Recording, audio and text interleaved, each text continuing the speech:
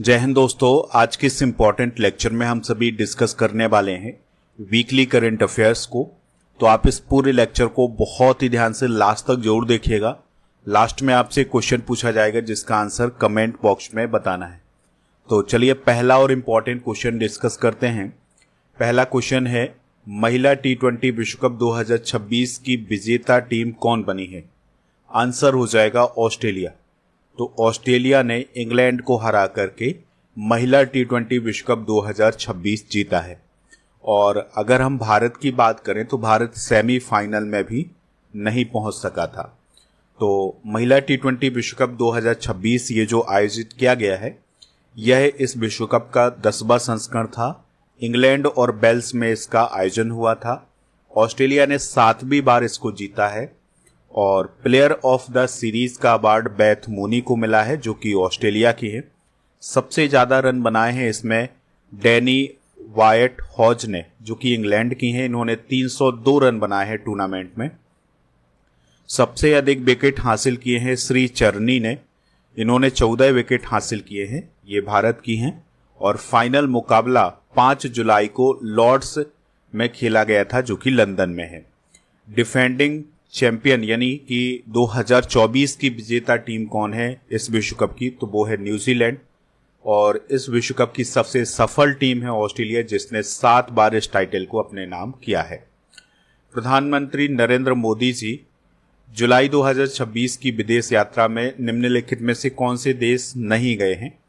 Answer हो जाएगा Japan. तो दोस्तों अभी जुलाई में मोदी जी की जो विदेश यात्रा है वो इंडोनेशिया, ऑस्ट्रेलिया और न्यूजीलैंड की रही है। जापान वो नहीं गए हैं। ग्लोबल पासपोर्ट इंडेक्स 2026 में भारत की रैंक क्या है? आंसर हो जाएगा 125। तो हाल ही में ग्लोबल सिटीजन सॉल्यूशंस के द्वारा ग्लोबल पासपोर्ट इंडेक्स जारी किया गया है, जिसमें भारत 2026 में 125वें स्थान पर है, जबकि 2025 में वो 124वें स्थान पर रहा है। इस इंडेक्स के टॉप 10 कंट्री की बात करें तो स्वीडन पहले, स्विट्जरलैंड दूसरे, फिनलैंड तीसरे, जर्मनी चौथे, 5वें स्थान पर नीदरलैंड रहा है। और 5वें स्थान पर नीदरलैंड और डेनमार्क संयुक्त रूप से रहे हैं। फिर उसके बाद आयरलैंड, यूके, नॉर्वे, सिंगापुर रहा है। अंतिम स्थान अफगानिस्तान को मिला है। हाल ही में प्रसिद्ध पंडवानी लोक गायिका तीजन बाई का निधन कब हुआ है? आंसर हो जाएगा 4 जुलाई 2026 को। तो दोस्तों पद्म विभूषण तीजन बाई का हाल ही में निधन हुआ है 4 जुलाई 2026 को। उनका संबंध छत्तीसगढ़ से रहा है। उन्हें 1988 में पद्मश्री से सम्मानित किया गया था। संगीत नाटक अकादमी पुरस्कार 1995, पद्म भूषण 2003 और पद्म विभूषण 2019 में प्रदान किया गया था। और दोस्तों वह छत्तीसगढ़ की जो प्रसिद्ध पंडवानी है उसकी वो लोक गायिका रही हैं और पंडवानी लोक कला को उन्होंने राष्ट्रीय और अंतर्राष्ट्रीय स्तर पर पहचान दिलाई है। हाल ही में Bintang Adipurna of the Republic of Indonesia सम्मान से किसे सम्मानित किया गया है? तो मोदी जी को ये सम्मान प्रदान किया गया है। तो दोस्तों Bintang Adipurna of the Republic of Indonesia सम्मान पीएम नरेंद्र मोदी जी को दिया गया है। और ये जो अवार्ड है ये दिया गया है इंडोनेशिया के राष्ट्रपति प्रबोवो सुबियांतो के द्वारा। यह इंडोनेशिया का सर्वोच्च नागरिक सम्मान है और यह मोदी जी को मिलने वाला 35वां अंतर्राष्ट्रीय सम्मान है। भारत से ब्रह्मोस मिसाइल खरीदने वाला इंडोनेशिया कौन सा देश बना है? आंसर हो जाएगा तीसरा। तो दोस्तों भारत से इंडोनेशिया ब्रह्मोस मिसाइल खरीदेगा। इस प्रकार से इंडोनेशिया तीसरा देश है जो भारत से ब्रह्मोस मिसाइल खरीदेगा। इससे पहले फिलीपींस और वियतनाम भी भारत से ब्रह्मोस मिसाइल खरीद चुके हैं। तो हाल ही में भारत इंडोनेशिया ब्रह्मोस मिसाइल को लेकर के डील हुई है। तो मोदी जी इंडोनेशिया की यात्रा पर गए थे, तो इंडोनेशिया के जकार्ता में ये समझौता हुआ है और उसमें पीएम नरेंद्र मोदी और राष्ट्रपति जो कि इंडोनेशिया के राष्ट्रपति हैं प्रबोवो सुबियांतो ये शामिल हुए थे। 630 मिलियन का ये समझौता है। अगला क्वेश्चन है, हाल ही में उत्तर प्रदेश सरकार ने शाहजहांपुर जिले की जलालाबाद तहसील का नया नाम क्या रखा है?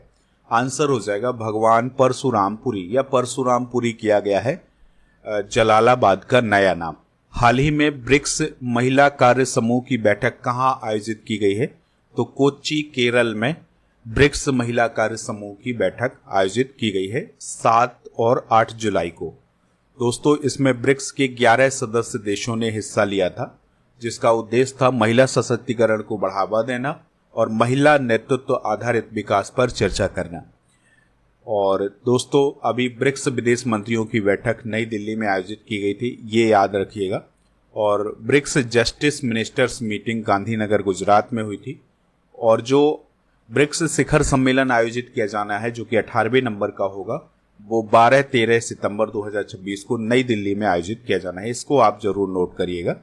हाल ही में पुलिस अनुसंधान एवं विकास ब्यूरो के नए महानिदेशक यानी डीसी कौन नियुक्त हुए हैं?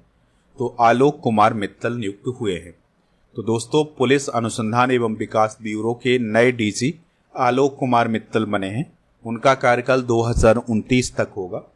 और पुलिस अनुसंधान एवं विकास ब्यूरो की बात करें तो इसका प्रमुख काम है पुलिस अनुसंधान, प्रशिक्षण और आधुनिकीकरण। इसके अलावा कुछ और महत्वपूर्ण नियुक्तियां हुई हैं, जैसे राष्ट्रीय अपराध अभिलेख ब्यूरो के डीजी बने हैं अमित गर्ग। 2027 तक इनका कार्यकाल रहेगा। एनसीआरबी का जो मुख्य काम है वो है अपराध एवं आपराधिक आंकड़ों का संग्रह करना, उनका रखरखाव करना। इसके अलावा दोस्तों, सरदार वल्लभ भाई पटेल राष्ट्रीय पुलिस अकादमी के नए निदेशक बने हैं सुजीत पांडे। 2028 तक इनका कार्यकाल रहेगा। और जो सरदार वल्लभ भाई पटेल राष्ट्रीय पुलिस अकादमी है, यहाँ पर जो आईपीएस ऑफिसर्स होते हैं उनको प्रशिक्षण दिया जाता है। अगला क्वेश्चन है, हाल ही में 2000 वर्ष पुराने भारतीय स्वर्ण छल्ले यानी कि सोने की अंगूठियां किस देश में मिली हैं? आंसर हो जाएगा इसका थाईलैंड में। तो दोस्तों, थाईलैंड के ललित कला विभाग के द्वारा इसकी घोषणा की गई है। और इसमें 2 भारतीय स्वर्ण छल्ले यानी 2 भारत की सोने की अंगूठियां मिली हैं। तो एक छल्ला जो है उसमें ब्राह्मी लिपि में शिलालेख अंकित है और दूसरा छल्ला जो है वो सादा है यानी प्लेन है। दोनों छल्ले मानव कंकाल अवशेषों के साथ मिले हैं। नाटो शिखर सम्मेलन 2026 का आयोजन कहाँ किया गया है? तो इसका जो राइट आंसर हो जाएगा वो हो जाएगा अंकारा, तुर्की। तो तुर्की के अंकारा में नाटो शिखर सम्मेलन 2026 आयोजित किया गया है 7 और 8 जुलाई को। इस बार इसका 36वां संस्करण आयोजित किया गया था। मार्क रूटे ने इसकी अध्यक्षता की है, जो कि नाटो के महासचिव हैं। दोस्तों, ये जो शिखर सम्मेलन आयोजित किया गया है, इसका मुख्य उद्देश्य था रक्षा व्यय, यूक्रेन युद्ध, यूरोप की सुरक्षा रणनीति। और इसमें जो यूक्रेन के राष्ट्रपति हैं वोलोदिमिर जेलेंस्की और दक्षिण कोरिया के जो राष्ट्रपति हैं ली जे-म्यूंग, ये आमंत्रित देश के प्रतिनिधि के रूप में शामिल हुए थे। पिछला जो नाटो शिखर सम्मेलन हुआ था 2025 में, वो हुआ था द हैग, नीदरलैंड में। नाटो की अगर हम बात करें तो इसका फुल फॉर्म होता है नॉर्थ एटलांटिक ट्रीटी ऑर्गेनाइजेशन, जिसे शॉर्ट में हम नाटो बोलते हैं। और इसको हिंदी में उत्तर अटलांटिक संधि संगठन बोलते हैं। 4 अप्रैल 1949 को इसकी स्थापना हुई थी। ब्रसेल्स, बेल्जियम में इसका हेडक्वार्टर है। 32 इसके मेंबर हैं। और इसका जो आर्टिकल नंबर 5 है वो ये कहता है कि किसी एक सदस्य देश पर हमला सभी पर हमला माना जाता है। और दोस्तों, इसके जो 12 मूल संस्थापक देश हैं वो कौन कौन से हैं? Belgium, Canada, Denmark, France, Iceland, Italy, Luxembourg, Netherlands, Norway, पुर्तगाल, यूके और यूएसए। और इसका जो मुख्य काम था, यानी नाटो का जो मुख्य काम था, वो सोवियत संघ के प्रभाव को रोकना। यानी द्वितीय विश्व युद्ध के बाद जो सोवियत संघ का प्रभाव बढ़ रहा था, जिसे हम रूस बोलते हैं आजकल, तो उसके प्रभाव को रोकने के लिए नाटो का गठन किया गया था। हाल ही में प्रमबानन मंदिर संरक्षण का जीर्णोद्धार परियोजना का उद्घाटन किसने किया है? आंसर हो जाएगा नरेंद्र मोदी जी ने। तो दोस्तों, जो प्रमबानन मंदिर है ये किस देश में है? इंडोनेशिया में है। तो इसके संरक्षण और जीर्णोद्धार के लिए एक परियोजना शुरू की गई है दोनों देशों के द्वारा। तो इसका उद्घाटन, यानी इस परियोजना का उद्घाटन किसने किया है? पीएम नरेंद्र मोदी और इंडोनेशिया के जो प्रेसिडेंट हैं प्रबोवो सुबियांतो, उनके द्वारा किया गया है। तो ये जो परियोजना चलाई जा रही है ये भारत के पुरातात्विक सर्वेक्षण यानी ASI और इंडोनेशिया के संस्कृति मंत्रालय के बीच चलाई जा रही है, यानी ये दोनों मिलकर के इस परियोजना पर काम करेंगे। और इसका उद्देश्य है प्रम्बानन मंदिर का संरक्षण करना और उसका जीर्णोद्धार करना। चलिए इस मंदिर के बारे में बात करते हैं। ये मंदिर आपके एग्जाम में पूछा जा सकता है क्योंकि बहुत न्यूज में रहा है ये मंदिर। ठीक है, तो जो चीज़ न्यूज में होती है, बहुत अधिक न्यूज में होती है, वो आपके एग्जाम में भी पूछी जाती है। तो प्रम्बानन मंदिर की बात करें तो यह इंडोनेशिया के जावा द्वीप पर स्थित है और जो योग्याकार्ता नामक स्थान है उसके पास ये स्थित है। ये 9वीं शताब्दी का मंदिर है। 1991 में इसे यूनेस्को विश्व धरोहर स्थल घोषित किया गया था और इसे एक और नाम से जाना जाता है जिसे कैंडी रोरो जोंगग्रंग बोला जाता है। इसकी विशेषता ये है कि ये दक्षिण पूर्व एशिया का दूसरा सबसे बड़ा हिंदू मंदिर है और पहला जो है वो है अंकोर वाट मंदिर जो कि कंबोडिया देश में है। इसके धार्मिक महत्व की बात करें तो यहाँ पर भगवान शिव मुख्य देवता के रूप में है, फिर है भगवान विष्णु, भगवान ब्रह्मा, यानी सभी के यहाँ पर आपको मंदिर देखने को मिलेंगे। शिव मंदिर की जो ऊंचाई है वो 47 मीटर है और यह कैंपस का सबसे बड़ा मंदिर है। मंदिरों की दीवारों पर रामायण और अन्य हिंदू ग्रंथों की कथाएं अंकित की गई हैं। पूरे कैंपस में कभी लगभग 240 मंदिर हुआ करते थे। वर्तमान में तो बहुत सारे मंदिर जो हैं वो क्षीण हो गए हैं।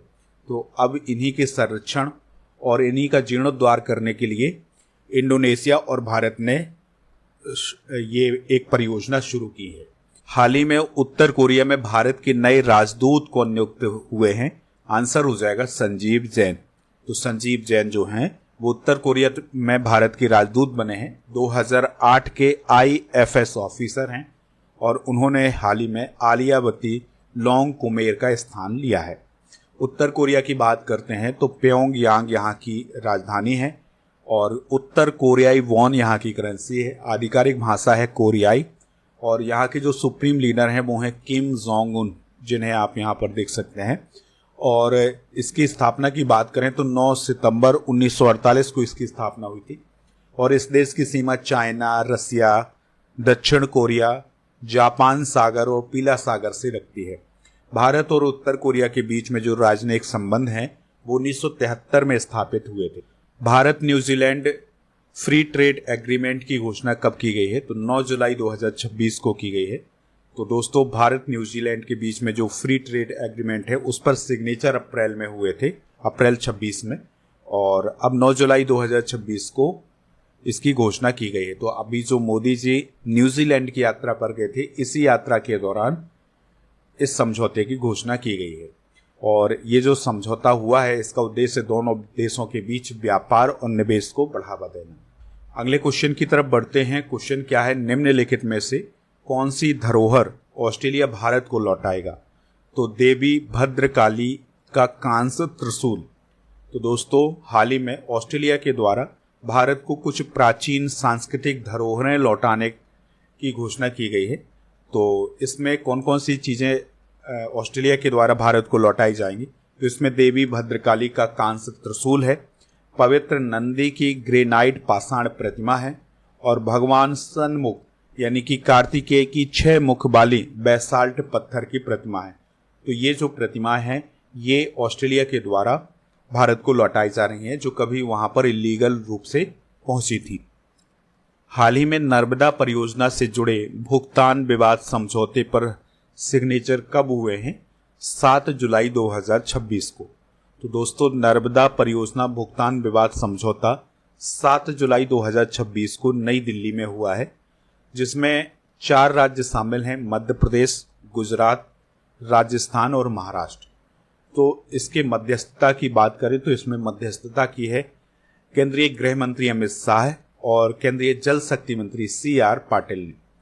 और इस विवाद समझौते की अगर हम बात करें तो इसमें जो नर्मदा परियोजना से जुड़े हुए लंबे समय से भुगतान विवाद था उसको सुलझाया गया है।